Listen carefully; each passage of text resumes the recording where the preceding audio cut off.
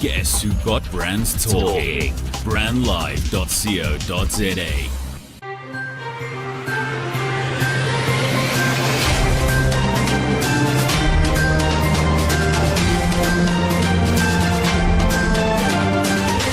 You're listening to our socialtv.co.za news feed. My name is Sam Marshall. Our top stories: Smart Learning Suite online for free, and African Institute for Mathematical Sciences launches third intake.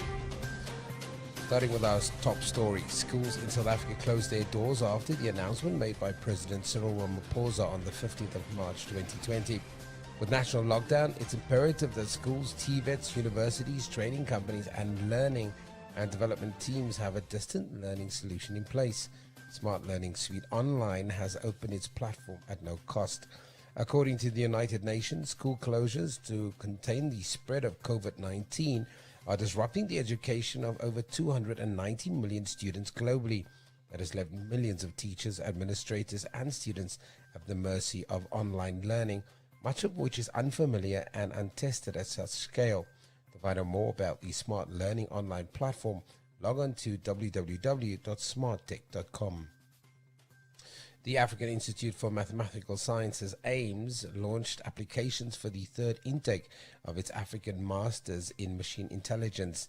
That's AMI, a one-year intensive master's program that provides brilliant young Africans with state-of-the-art training in machine learning and its applications, thanks to the partnership with Facebook and Google. The AMI program gathers an international set of African students who build strong ties based on academic excellence and intellectual growth and have the common commitment to contribute to the future of machine learning in Africa. The current cohort of AMI students is spread across two AIMS centers, that's AIMS Ghana and AIMS Rwanda, and includes 77 students, with 32% female students coming from 18 African nations, and follow in the footsteps of the past cohort who interned or in residency at Miller, Ivado, Vector Institute, Facebook and others. All South African business leaders have a responsibility to stand together to keep business moving, protect employment and the economy taking over.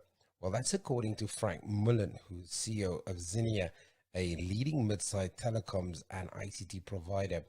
Mullen believes how decision makers adapt to the COVID-19 national disaster will determine the knock-on effect to business and livelihoods around the entire country.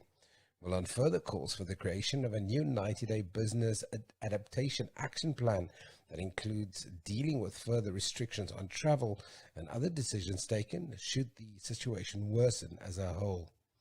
And finally, the Endangered Wildlife Trust, EWT, released its second biodiversity performance rating of SA companies at the Biodiversity and Business Indaba, hosted by the EWT National Biodiversity and Business Network in February 2020.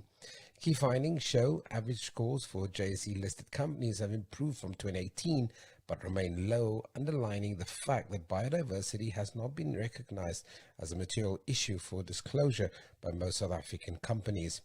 The assessment included 320 Johannesburg Stock Exchange JSE-listed companies and 28 state-owned enterprises, and was undertaken as part of a greater biodiversity disclosure project. While the EWT is encouraged by the increased level of engagement resulting from the research progress and reporting disclosure, needs to be improved as the focus on biodiversity impact and losses come under the spotlight in 2020. The need to focus on mitigating biodiversity losses is further evidenced in the latest World Economic Forum WEF Global Risk Report. Let's recap our top story. Smart Learning Suite Online is available for free. For more stories like these, go to www.social-tv.co.za, subscribe to us on YouTube and follow us on our social mediums.